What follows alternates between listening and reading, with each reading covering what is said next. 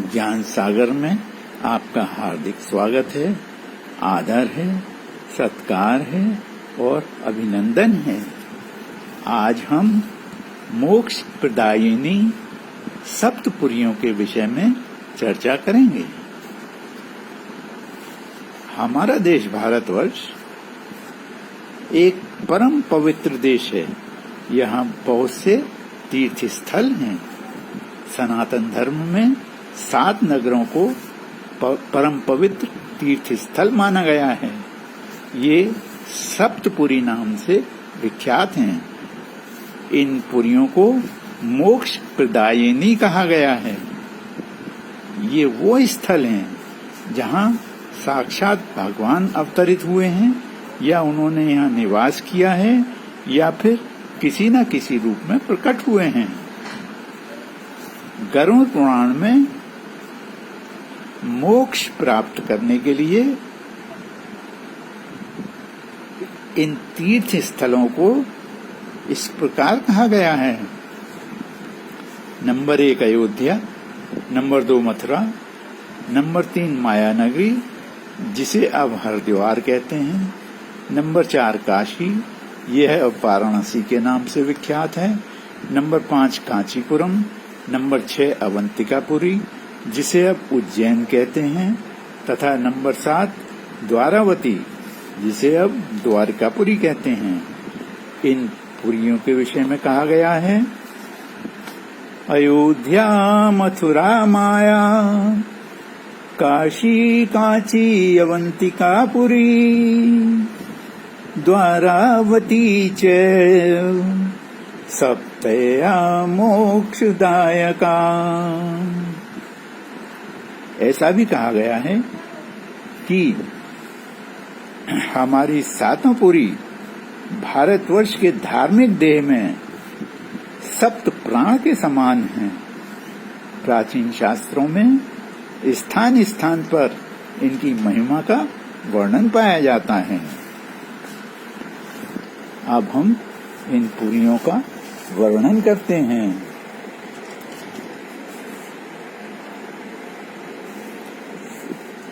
सप्तपुरियों में प्रथम है अयोध्यापुरी। यह उत्तर प्रदेश राज्य में सरयू नदी के तट पर स्थित है। यह परम पवित्र नगरी है। इसको मंदिरों का शहर भी कहा जाता है। अयोध्यापुरी भगवान राम की नगरी है। यह प्राचीनतम नगरों में से एक है। इसको पहले अवधपुरी भी कहा जाता था। यहाँ सूर्य वंश के प्रतापी राजा इक्ष्वाकु, मानधाता, अम्बरीश, त्रिशंकु, हरिश्चंद्र, सगर, दिलीप, भगीरथ, खड्गंग, दशरथ व श्री राम ने राज्य किया था। अयोध्या श्री राम की जन्मभूमि होने के कारण अति महत्वपूर्ण है। यहाँ राम जन्म स्थान पर यज्ञ वेदी पर भगवान राम के भव्य मंदिर का निर्माण कार्य आरंभ हो गया है। निर्माण के लिए तराशे गए पत्थर व स्तंभ मानस भवन के पास राम जन्मभूमि न्यास नामक स्थान पर रखे जाते हैं। अयोध्यापुरी का वर्णन प्राचीन ग्रंथों में पाया जाता है। यहाँ मुख्य परम पवित्र दर्शनीय स्थान इस प्रकार हैं। नंबर 1 हनुमानगढ़ी मंदिर। कहा जाता है भगवान राम ने हनुमान जी से अयोध्या की रक्षा के लिए यहाँ विराजमान होने को कहा था। यहाँ हनुमान जी की मनमोहक व विशाल प्रतिमा बैठे हुए मुद्रा में प्रतिष्ठित है। दूसरा है स्वर्गद्वार। यहाँ सरयू नदी के तट पर भगवान नागेश्वर नाथ मंदिर की स्थापना श्री राम के पुत्र कुश ने कराई थी। पास में ही भगवान राम का प्राचीन मंदिर है। इसे सरयू घाट भी कहते हैं। यहाँ शाम को सरयू माता की आरती होती है। यहाँ राम की पैड़ी के पास एक कुंड में सभी तीर्थों का जल उपलब्ध रहता था। जैन धर्म का आदित्यनाथ मंदिर भी यहीं पर है। इस घाट पर पितरों के लिए पिंडदान का बहुत महत्व है। नंबर 3, कनक महल। यह महल अपने सौंदर्य, भव्यता और विशालता के लिए प्रसिद्ध है। यहाँ लावण्यमयी भगवत मूर्तियां बड़ी ही मनोहारिणी हैं। कहा जाता है कि यह महल स्वर्ण द्वारा निर्मित था। इसको भगवान श्री राम का अंतःपुर व सीता महल भी कहा जाता था। नंबर 4, अहिल्याबाई घाट। घाट से थोड़ी दूर पर त्रेता नाव का मंदिर है। यहीं भगवान राम ने सोने की सीता बनवाकर अश्वमेध यज्ञ किया था। नंबर 5, लक्ष्मण घाट। यहाँ मंदिर में लक्ष्मण जी की 5 फीट ऊंची मूर्ति अवस्थित है। कहा जाता है यह मूर्ति यहीं एक कुंड के पास प्राप्त हुई थी तथा यहीं से लक्ष्मण जी परम धाम को पधारे थे। नंबर 6 है गुप्तार घाट। यह घाट फैजाबाद कंपनी गार्डन के पास स्थित है। यहाँ भगवान श्री राम ने जल समाधि ली थी। नंबर 7 है बिरला मंदिर। यह नव निर्मित भव्य मंदिर है। यहीं पर यात्रियों की सुविधा के लिए धर्मशाला का निर्माण कराया गया है। नंबर 8 है तुलसी चौरा। इस स्थान पर तुलसीदास जी ने रामायण की रचना की थी। इनके अतिरिक्त यहाँ पुण्य घाट, मुख्य घाट इस प्रकार हैं। नंबर 1 ऋणमोचन घाट, दूसरा है सहस्त्रधारा घाट, तीसरा है गंगा महल घाट, चौथा है शिवालय घाट, 5वां जटाई घाट, छठा नया घाट, 7वां राम घाट, 8वां जानकी घाट आदि तथा अन्य दर्शनीय स्थल इस प्रकार हैं। सुग्रीव टोला, अंगड़ टोला, अंगड़ टीला, सुग्रीव टीला, अंगड़ टीला,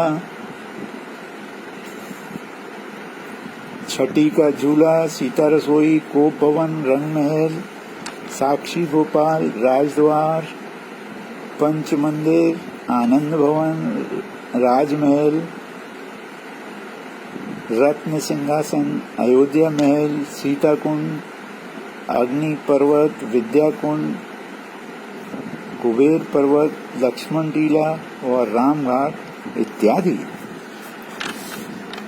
अयोध्यापुरी की 84 कोस की परिक्रमा का बहुत महत्व है। दूसरी पुरी है मथुरा।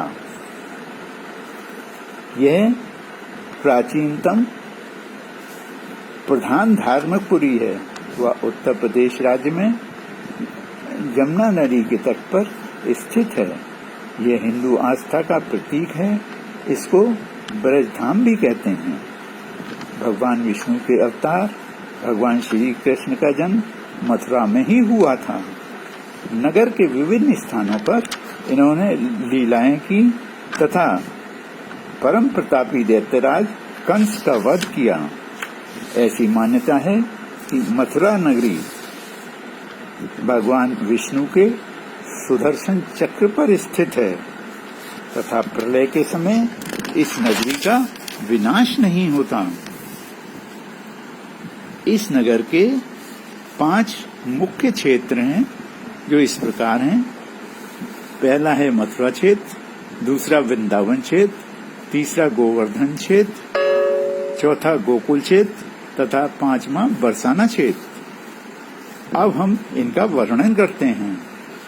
पहला मथुरा क्षेत्र, यह भगवान श्री कृष्ण का जन्म स्थान है तथा मथुरा में ही उन्होंने अपने मामा राक्षसराज कंस का वध किया था।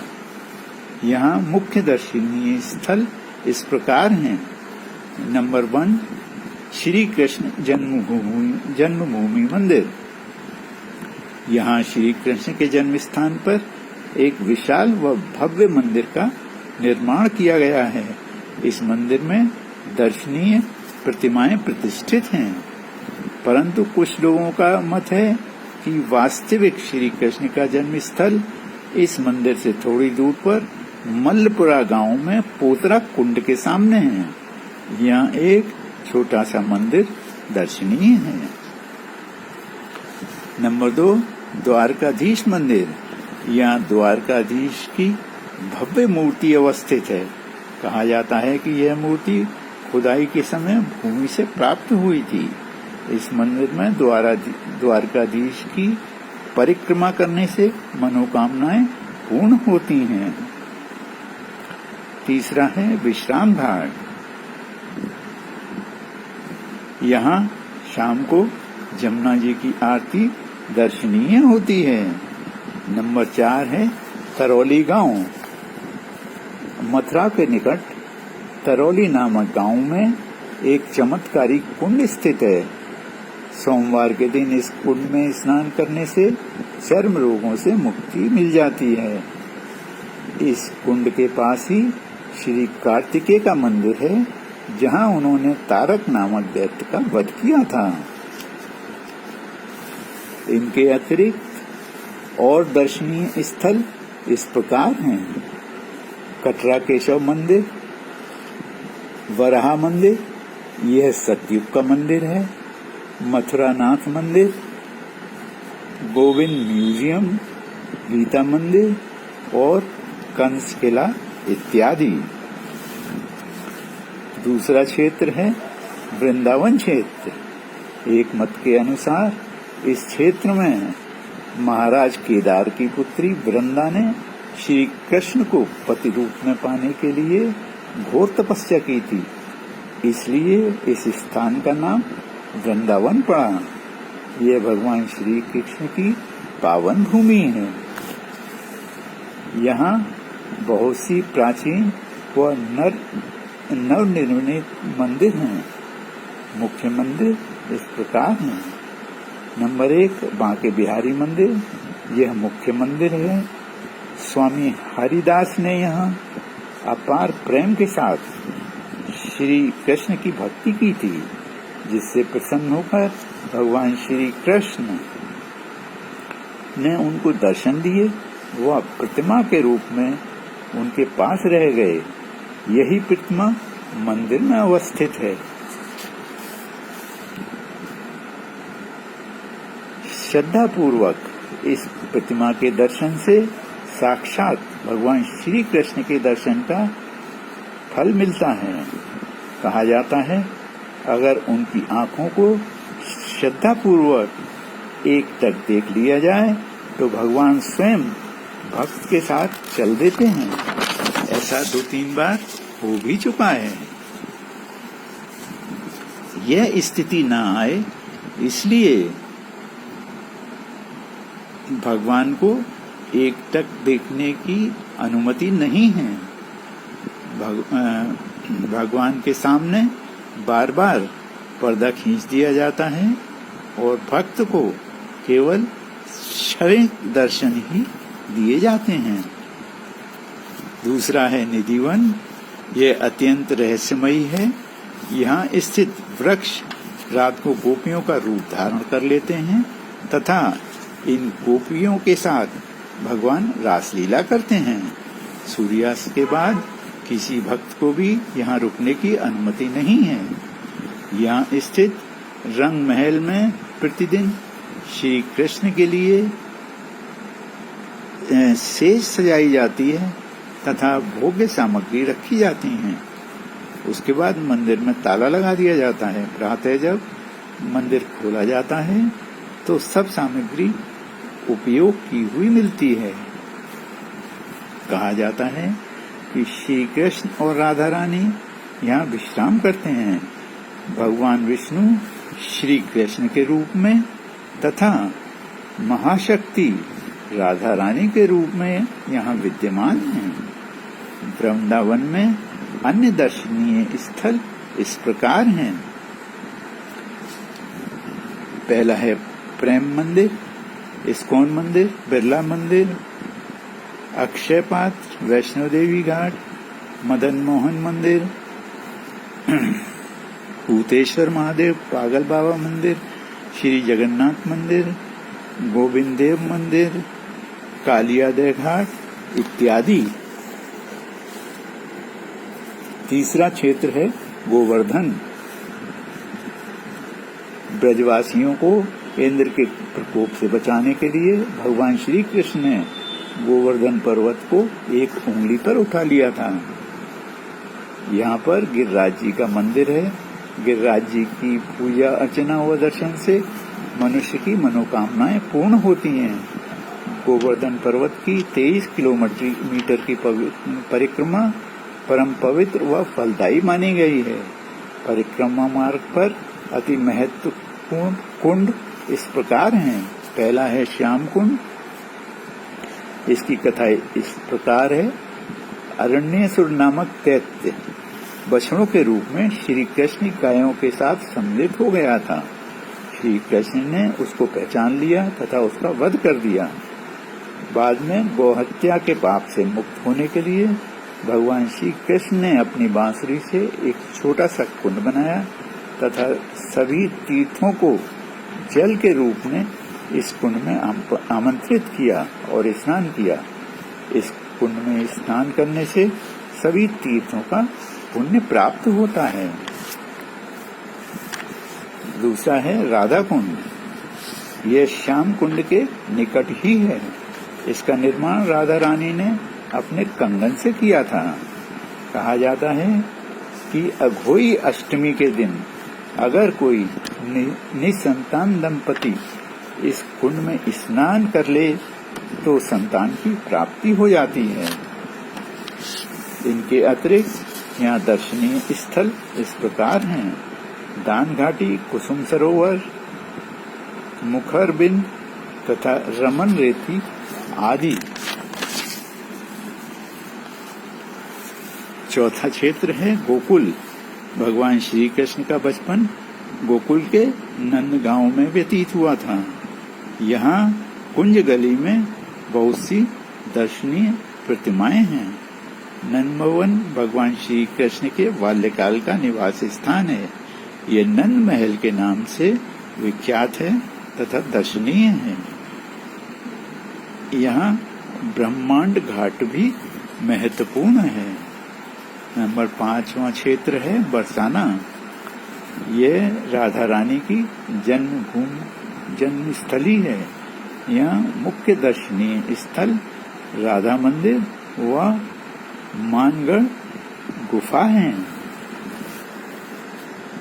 अब मैं अपनी वाणी को विराम देता हूँ।